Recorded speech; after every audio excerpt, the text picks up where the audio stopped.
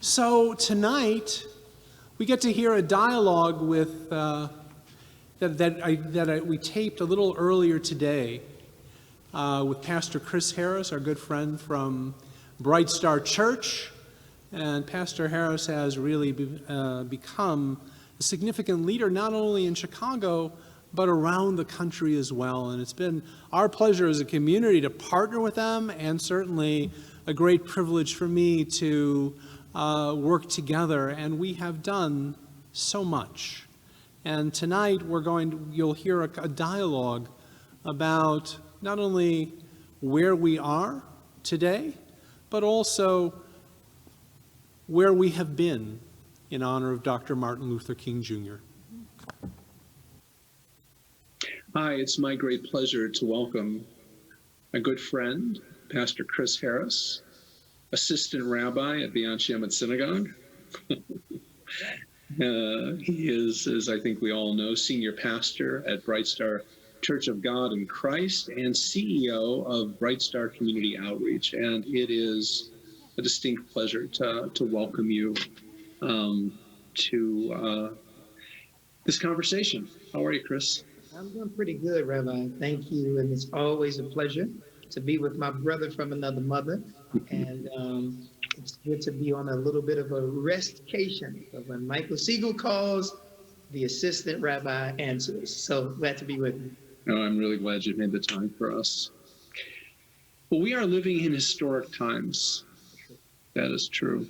And I was thinking about the fact that in 1963, January 14th, right, 1963, which is amazingly almost 60 years ago, there was the Conference on Religion and Race in Chicago. And it was at that conference, which my predecessor, Rabbi Seymour Cohen, helped to organize, that Abraham Joshua Heschel, and Dr. Martin Luther King met. And Heschel gave this amazing address where he said that the first conference on religion and race took place with Moses and Pharaoh. Mm-hmm. And he says the outcome of that summit meeting has not come to an end. Pharaoh is not ready to capitulate. The Exodus began, but is far from having been completed. Amazing. How far have we come since 1963? If Dr. King was on this Zoom call with us, how do you think he would respond? I think at this point, Dr. King would challenge us to be reminded that the work that they began so many decades ago is still in the birthing stage. And it's so sad. A person told me some time ago that a BMW car turns a corner much faster and easier than an 18-wheeler. Mm. That's what we're experiencing here now. We are reliving, unfortunately, a lot of what they lived. And I'll be honest with you, Rabbi, you could not have told me that in 2021, we would see the things that I only read about in history books. And it's challenging to African Americans, myself, my children, my grandson now, is watching these things happen. And a lot of times when you feel you've made so many steps forward, some circumstance like what we've seen just this year in 2021, it seems like we've gone more steps backwards. So we still have a lot of work to do. Well, on the one hand, you have the first woman of color, yes, voted in as vice president. Yep. You have something that I don't think either of us would have ever believed. You have Pastor Warnock and you have John Ossoff, both voted in the state of Georgia as congresspeople and people who are going to make a difference in the Senate. I mean, it's just unbelievable. And then you had this horrible, horrible riot in Washington. All these things happened together, and at that same conference, Dr. King got up and gave his own address, which was entitled The Emancipation Proclamation, A Challenge to Love and Justice. And so he quotes Thoreau, and he says this. He says, Thoreau spoke of America's technological advance as being an instance of improved means to an unimproved end.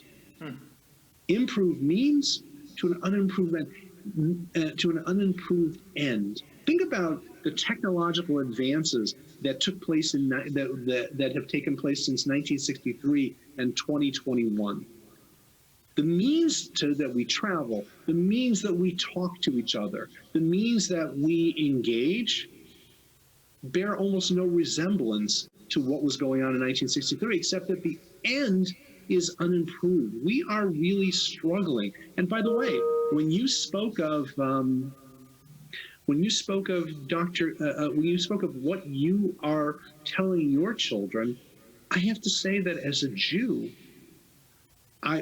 whether it was seeing the Confederate flag march through the Capitol, but also seeing people openly wearing T-shirts saying Camp Auschwitz on them, and other horrible things, speaks to, the openness in our society, the lack of shame when it comes to things that we would have been embarrassed to say aloud, right? It shouldn't be embarrassing, shameful to walk with a Confederate flag, and yet people are walking openly. It should be shameful to think that anybody would celebrate Auschwitz with skull and crossbones and to poke at people, and yet here we are. How do you understand it? Where are we right now in this country, and where are Jews and African Americans? I would tell you, I think that we are at a place now, Michael, where we now will be a part of history, whether we are on the right or the wrong side of history. You're 100% right. The things that I saw, I just could not believe it, right? As a African American, I was floored. As someone who now is accused of being half Jewish, I was floored. I just could not believe it. And I personally believe that to not make it all about this particular administration that's on its way out, I do believe honestly that it was not just the election that caused this wrath. I believe that seeing an African American man, right, who now pastors the church that Dr. King pastored, and a Jewish young man literally turned the whole system on its head is what literally and figuratively drove white supremacy up a wall. We see them climbing the walls, saying we're going to take over the Capitol and we're going to overthrow the government, right? That is a very real thing. So it's not just about the election. It is about the threat of being replaced, right? And we've heard those words before. Jews will not replace us. And there have been many conversations about African Americans and where we belong. I'm sorry, as a black man, I didn't feel like we made it to the promised land when Obama became president. And neither do I feel like we've made it to the promised land just because Madam, the first African-American female vice president is going to be in the Oval Office with the President Biden. No, we haven't made it. As a matter of fact, I think that has exposed the fact that racism is not only still in existence, but it's potentially stronger now, right? And there's a younger generation of people who are supporting that, who care about that. And I think it's really, really unfortunate. It was Abraham Joshua Heschel who said this. Rabbi said something pretty amazing. He said, morally speaking, there is no limit to the concern one must feel for the suffering of human beings, that indifference to evil is worse than evil itself, that in a free society, check this out, some are guilty, but all are responsible. That is a powerful statement. And I believe he's absolutely right. He was right then, and it is absolutely right now. We all have a part to play in making sure that when we see this fire that continues to grow, we can either pour gasoline on it and make it worse, or we can become the fire extinguishers, teach the generations that we have influence over, and make sure that we're out there and in the front saying, this is not right, this is unjust, and it cannot stand. That's the choice that's before us. But I also think we should acknowledge that the economy is driving part of this as well. I think people are hurting and they're angry, and in situations like that, they look for easy answers. They look for to be able to point the finger at someone or something or some group to say, that's the problem. If we just got rid of that, it would get a lot better. And I think that in some ways, that's what is driving this horrific understanding of the relationship between Jews and blacks in the right and in the far right. That Jews are using blacks to gain control in this country by creating chaos. And that Jews are actually kind of pulling the strings everywhere, and blacks are sort of just kind of the marionettes that Jews are controlling. Whether or not Jews and blacks get together, the world, this right-wing world, this extremist world, this kind of white supremacy world, puts us together. And so if we're not walking together, if we're not working together, then we are making a huge mistake. Right now, this is an inflection point. That's right. That's exactly right. And I think the reality is, like what you're doing right now, right? What I tend to do, you have me coming to speak to your community. I have you coming to speak to my community, and us being public about it. I think we have made the terrible mistake of keeping a good relationship private. And now is the time where we need to go public. Like, just think about it. In 2020, we did many things publicly. You and I together, along with so many others, led tens of thousands of people marching together in 2020 in a pandemic, lives at risk. But we said it was worth it. And we have seen the impacts of that, even when it comes to what the narratives are. We have a responsibility, Michael, to change the narrative and to help people to see, no, it's not what you heard, whether it be on the news or on social media. There is a very real relationship that is there, where we're actually caring for one another, concerned for one another, but beyond that, tangibly and consistently connected to one another.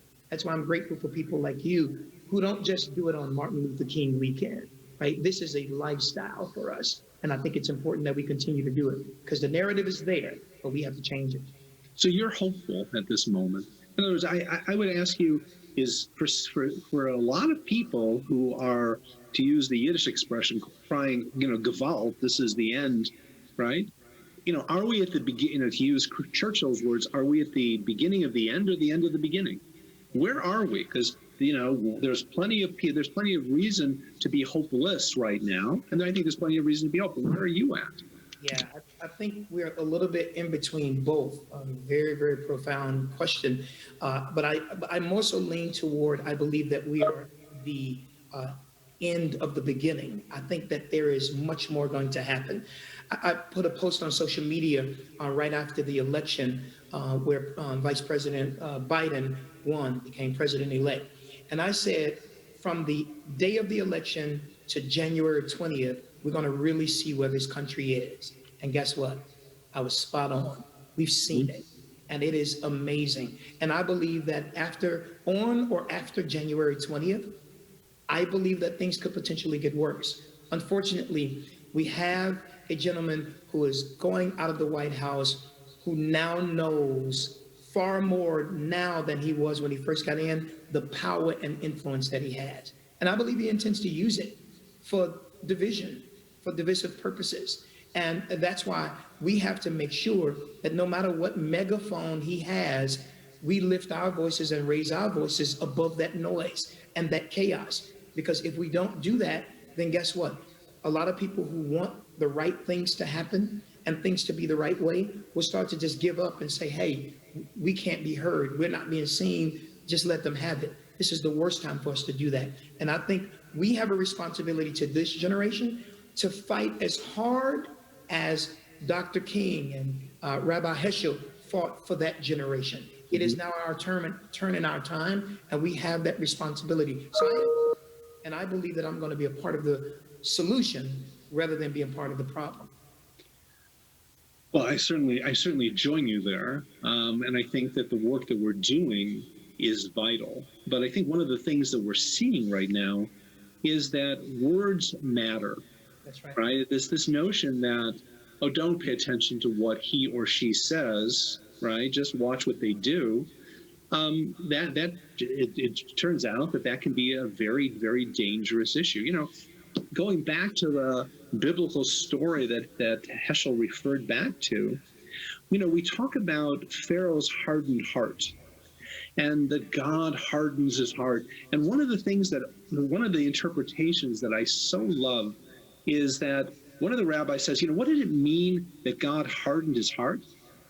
That God took the fear out of his heart. That when Pharaoh was no longer afraid of the consequences, no longer afraid of the shame of the consequences, he just marched forward. And one of the things that I think we're seeing is what happens in a society where we take away the fear of walking with a Confederate flag. What happens when we take away the fear and the shame of wearing that T-shirt? And so, in a way, part of the work is calling people out. Calling people out when they make that statement, when they say something, when they put up that cartoon or that meme that they think is funny, that we have to be a society that has a sense of shame, has a sense of what's right and wrong, good and bad, and we have to be able to we have to name it. Let me just say this, Rabbi. You're 100% right? And I'll tell you this. Is there really shame? Let's just ask that question.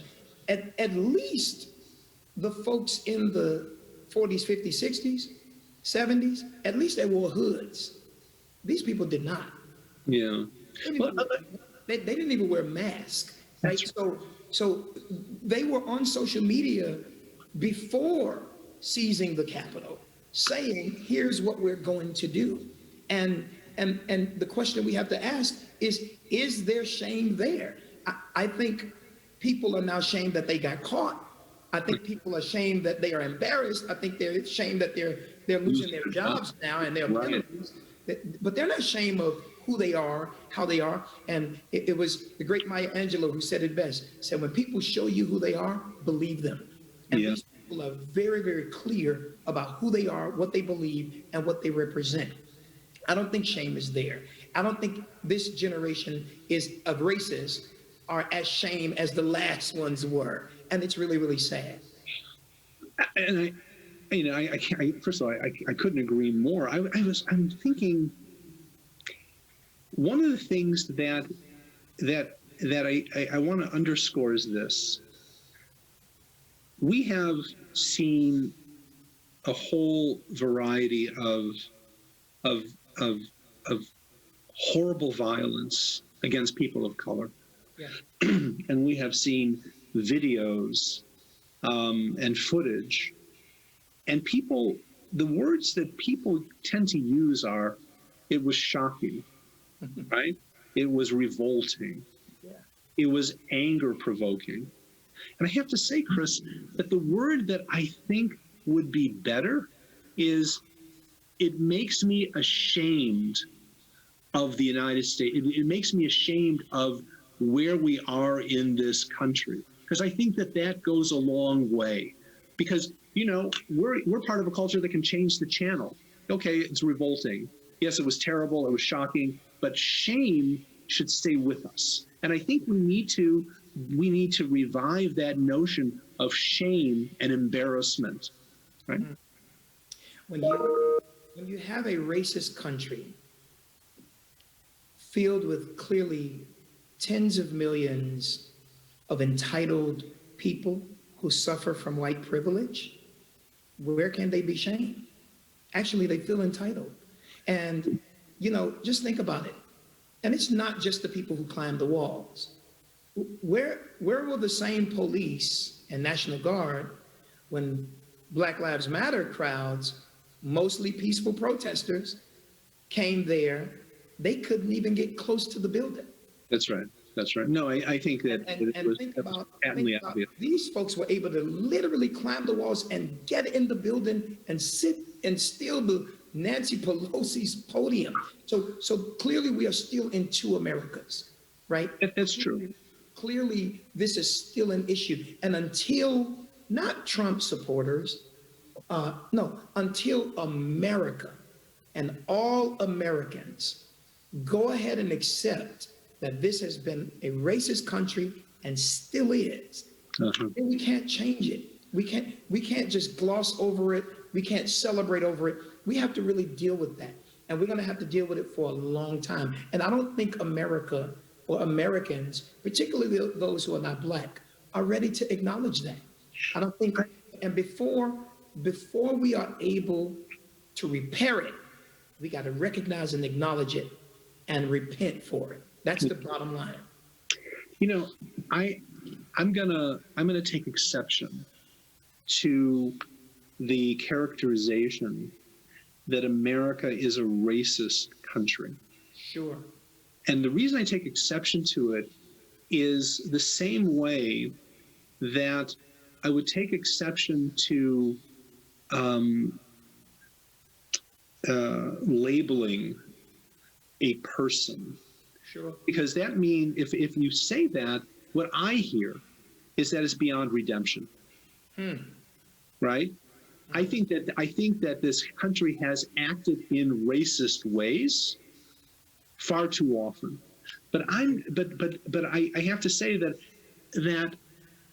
if Dr. King believed that America was racist to the core, that I'm not sure that he would have devoted his life to change. Change is impossible. And so I guess I want to come back to Dr. King's example, because I agree with you. And it's, I have not agree with you. We see it. It's there in multiple different ways that racism exists in this country and is often normalized. Yep. Right? It's just, well, that's just the way it is. That's the way it's always been. That's the way it's always going to be. I think that I think we are at a point where people are listening and people are no longer willing to kind of get along and do the same old, same old. I think that we are at the beginning. We are at the end of the beginning. I think that this is the point. But again, it's going to be the belief in what America can be and this notion that this is not who we are. This is not who we can be. So here's what I'll say. I think that's fair. But I stand on my words, and I'll say, if America has not been a racist country, we didn't need Dr. King. If America has not been a racist country, we didn't need Rabbi Abraham Joshua Heschel speaking out against it, Reverend C.T. Vivian, and so many others who have done it, who have spoke out against racism. And think about it. We are in 2021 celebrating a man, Dr. King, who called out racism and fought against the systematic racism. And died for it. And literally died for it. And so the reality is it has been, it still is. And do I believe that there is no possibility of redemption? Of course not. That's why I'm doing the work that I do. Yeah, and that's why we're doing what we're doing. Exactly. That's why working with you is so important, because I believe that we can turn it around. Here's yet another quote from Rabbi Heschel. Race. Look at you! I'm telling you, you got it down. I study, brother. Yeah. I learned from my rabbis. Race, right, as a normative, legal, or political concept, is capable of expanding to formidable dimensions. And here's what we're saying: a mere thought, it extends to become a way of thinking, a highway of insolence, as well as a standard of values overriding truth, justice, beauty. As a standard of values and behavior, race operates as a comprehensive doctrine as racism. And racism is worse than idolatry. Racism is Satanism, unmitigated evil. I believe that. I believe that too. 100%. 100%. And we're seeing it personified in a way that I never would have thought was possible. But here is what I believe. Here's what I believe. I believe that as we continue to see it, I believe that more people who have God kinds of hearts, faithful hearts, and compassion will rise up against it and say, I will no longer be silent. And that's what we need. We need to challenge people. Speak up, step up, stand up, show up. Because if you are silent, you are complicit. And shame them. And shame them. Exactly And right. shame them and say, this is not who we are and this is not who we're going to be. That's right. Chris, thank you so very much. This has been a great conversation, and this relationship is a gift, and a gift to our communities as well. And so I look forward to going forward together. And 5 years from now, God willing, we will celebrate Martin Luther King Jr. weekend, and I hope it'll be a much better, much more equitable world. Let me say this to you, Rabbi. I can't thank you enough for what you have done and continue to do. The work that I do would not be as strong as it is and has been if it were not for real partners like you and others that you bring in. And I'll end with a quote from Dr. King when he was on an airplane, and the man, you talked about the economy, and you're just so courageous bringing those kinds of things up. And the white man said to him, well, Dr. King, why don't you teach your people how to pull themselves up on their own bootstraps?